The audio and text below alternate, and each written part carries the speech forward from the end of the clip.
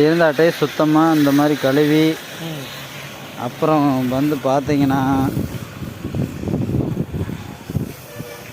பாருங்கள், இப்படி 2 கோட்டு பெயிண்ட் அடித்து பழைய அட்டையை எவ்வளோ சூப்பராக பண்ணி வச்சுருக்கேன் பார்த்தீங்களா.